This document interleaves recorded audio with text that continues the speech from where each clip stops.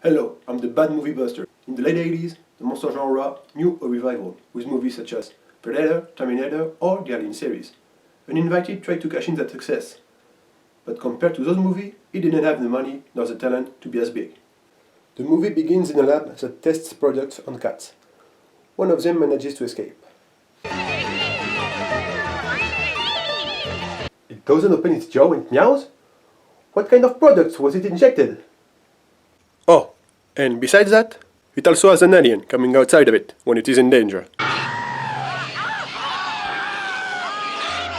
Clearly the sound guy had a lot of fun by judging the amount of sound effects he put in the scene. Then, the cat hides in the parking lot and starts teasing the scientists, killing them one after the other.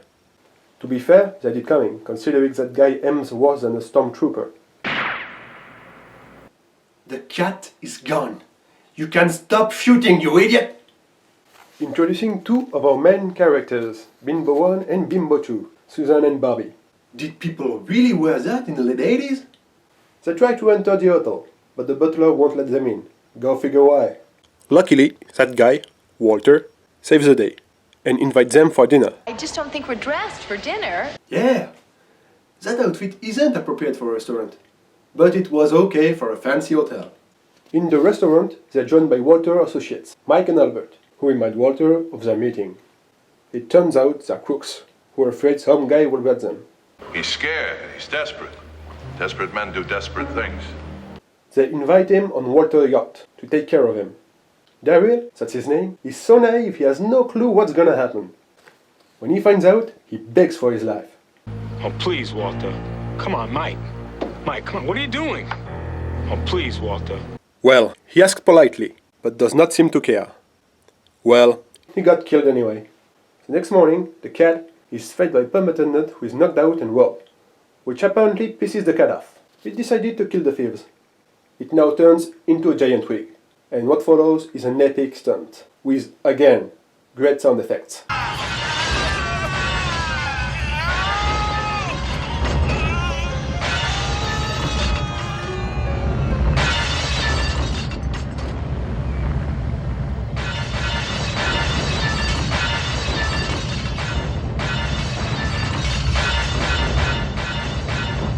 Obviously, they only had one sound that merely sounded like a crash, but they used it good.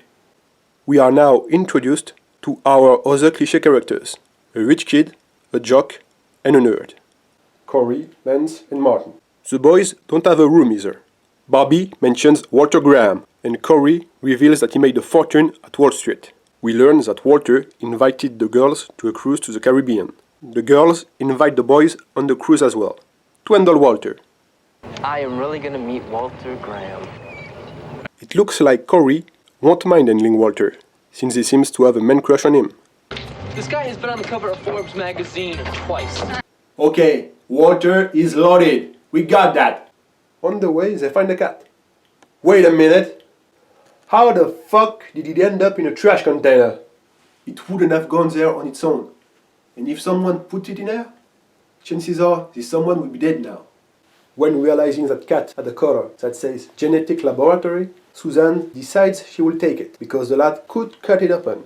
It could have been injected some disease too, but she's a bimbo and wants a little kitty. You'd expect the nerd to have a doubt about this, but he doesn't care. Why would you expect that, when the supposedly most intelligent of the bunch said that 30 seconds ago? Genetic laboratory. This must be a lab animal. Before they go on the yacht, the jock is assigned a new role, the comic relief. Oh my god.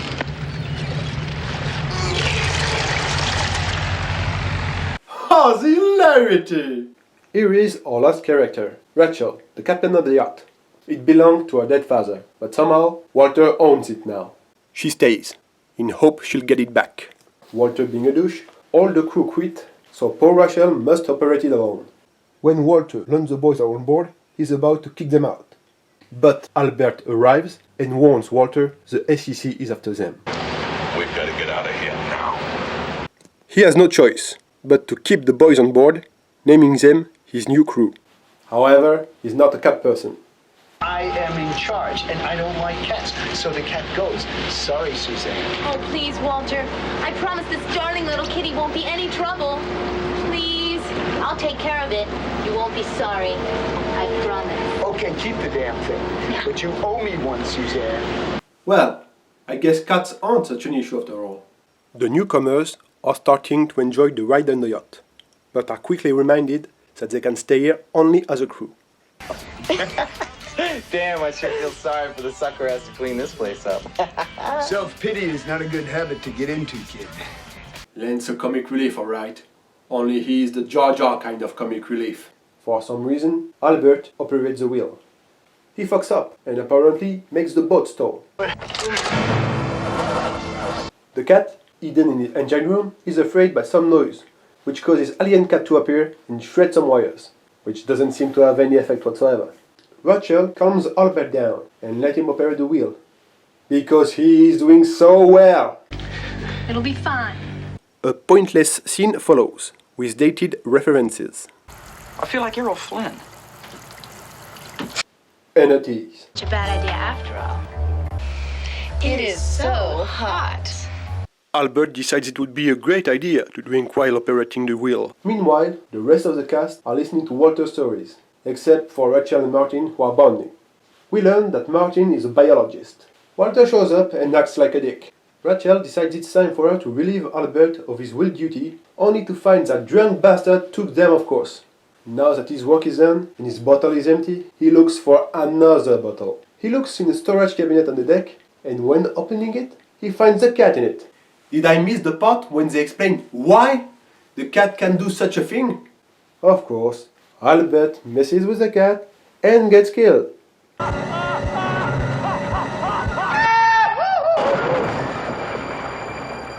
Well, if you're gonna put some goofy sounds, you might just go the extra mile.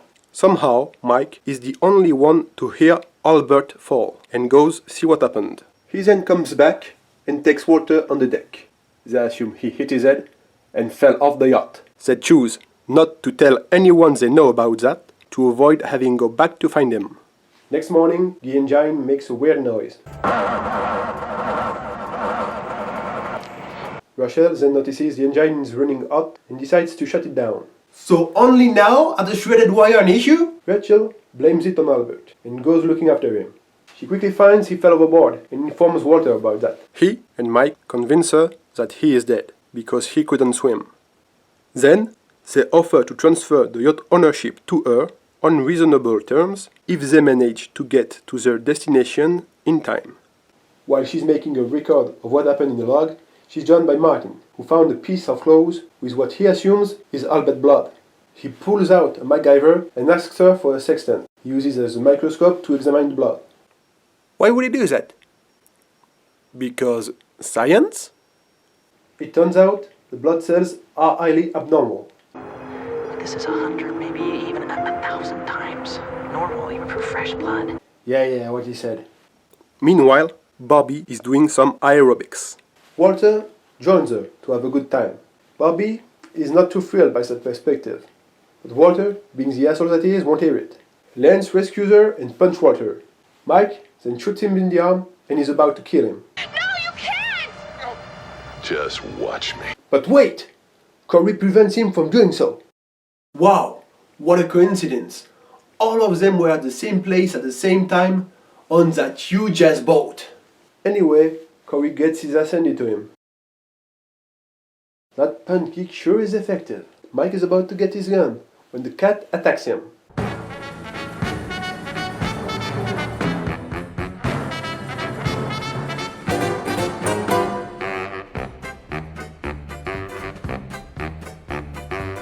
It's time to play the music. It's time to light the light.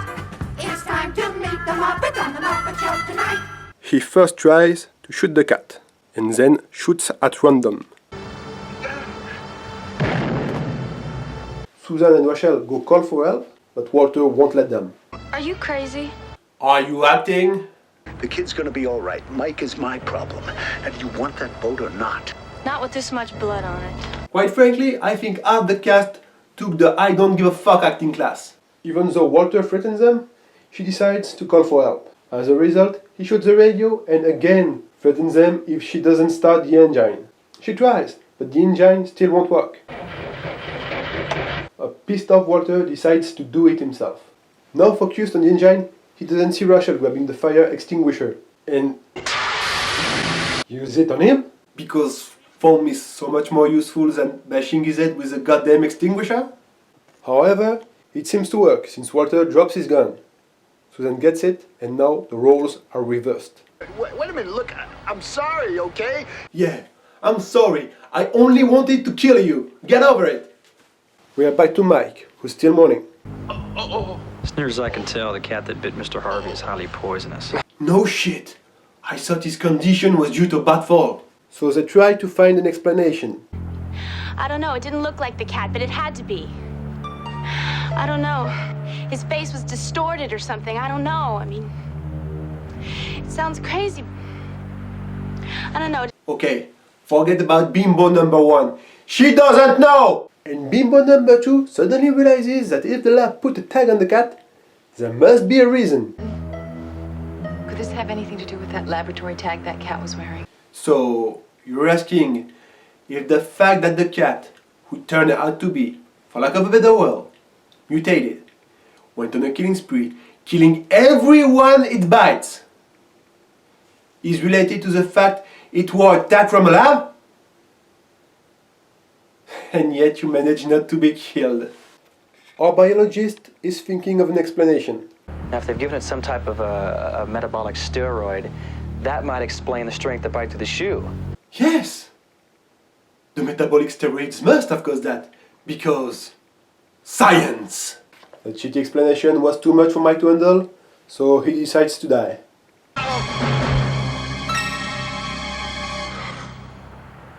Now that he is dead, they decide to drop his body to the sea. Clearly, a corpse takes too much place on a yacht. Did they feel like he didn't deserve a proper burial? They lock up Walter in his room. Rachel and Martin do their best to fix the engine. Back to Walter's room, first thing we see is a Money magazine cover with Walter's face on it. Just to remind us how rich he is. Oh, and Corey is in the room too. They clearly locked Walter up and left him alone, but somehow Corey got back in. He sees a Rolex. Walters offers him the watch and shows him one of the briefcases with 1 million in it. Walter tells Corey it would be his if he helped him reaching the Cayman. Meanwhile, Martin and Rachel discover food the cat ate. Martin thinks the food is now infected. How did he deduce that? We just have to believe him because he's a biologist, remember? Luckily, they still have food locked away. During the night, Susan hears them yell. She starts to panic, but it turns out it was just Corey. That's funny because the cat already killed 2 persons on the boat. They end up making out. Next morning, Rachel tries to start the engine, fails, and is consoled by a kiss from Martin. Meanwhile, we learn that Lance lost all the feelings in his arm, but Susan provides him the comfort he needed to get over it. I know something that'll help. That's the moment the cat decides to have a snack with Lance's bad hand. When they realize it, Lance decides to jump overboard. You're dead! I got the poison in my blood! Wait! Lance, it's okay! I got the poison in my blood! Don't! Please, don't! I know! That's what... No, wait! Like that, you don't know! I got the poison in my blood! No, please! Lance! But since Bobby won't let him go, that bastard jumps with her. Well, she would have died anyway. Martin and Corey jump in the water to find them, but somehow fail. They were in the exact same spot. How couldn't they find them? I can't believe it happened. It's just not real. He was yelling about having poison in his blood. Yeah, I heard it too the 15th time he yelled it. Susan starts freaking out. We're never gonna get out of this alive.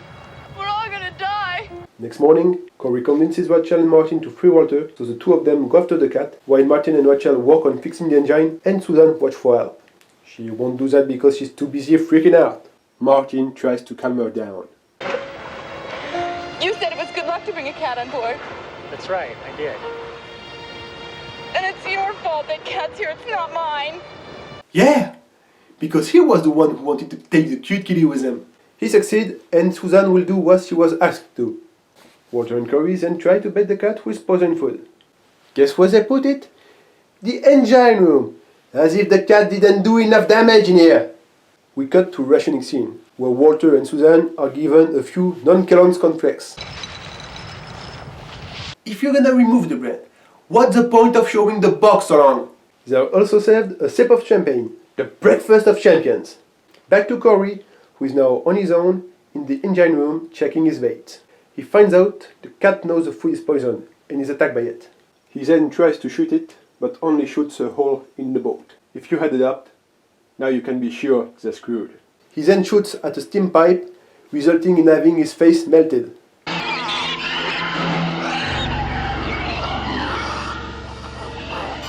What? All this time, what we were told was a mutated cat was in fact a monster who lives in it and gets out to attack people? It makes no sense! The parasite is at least as big as the cat! After Corey's corpse is dropped in the sea, Walter wants to live in the lifeboat. Rachel convinces him he wouldn't last 2 days in it. Martin and Rachel discover that the cat has found their food supply, so now all the food is contaminated. Walter is pretty angry when he learns this. Susan goes totally nuts and is convinced Rachel and Martin are lying. You and Rachel are just hoarding it all for yourself. The next day, Rachel has an argument with Walter, dropping her keys in the process. Susan gets the keys and opens the larder. She starts eating bread. Suddenly, the cat meows, letting its presence known. At first afraid, Susan is relieved when she sees that's the nice cat. She then dies from the food she just ate. Cut to the engine room, where the rest of the cast discovers a leak caused by the hole Corey made. We are made aware they are also caught in a storm with this shot. It's only a model. With no choice left, Rachel and Martin are lowering the lifeboat. Walter, who has already taken 2 of his 3 briefcases, goes back in the yacht for the last one. You know, because $1 million worth is risking your life, especially when you consider it pocket change. Of course the cat shows up. Of course Walter tries to grab the last briefcase. And of course he ends up killed by the parasite. You gotta love how he stands there while the parasite gets out of the cat. Being a nice guy, Martin goes after Walter and finds his corpse. Then he and Rachel live in the lifeboat. Wondering why Walter risked his life for a briefcase, they opened it. Wait! He barely opened the briefcase. Yet you can tell there's $1 million in it? Who the hell are you? A freaking drug dealer? I have to buy a new boat! And the financestudios.com biology! What was that? And the financestudios.com biology! But the parasite is back and attacks Martin. Rachel knocks it out, and luckily, Martin wasn't beaten. But the cat came back. And is tossed back into the sea. Martin notices they need another floating object. He's about to throw one of the briefcases when Rachel stops him and throws the cash in a bag, which conveniently happens to be in the lifeboat. The parasite grabs the briefcase somehow. Our heroes end on an island, where an officer asks them about what happened. They told him the cat story, which of course he didn't believe. He tells them to get some rest and let them go. The end? Well, not really. Cut to a beach, where we can see the briefcase and the black cat, which is probably the new host for the parasite. That was Uninvited, a perfect example of a movie so bad it's good. It's goofy on so many levels, you'll be sure to have a good laugh at it. I'm the bad movie buster, and remember, you can always find worse. What the hell are you? Everybody wants to be a cat, because a cat's the only cat who knows where it's at. Tell me everybody's picking up on that feline beat, 'cause everything else is obsolete. Strict dry button shoes.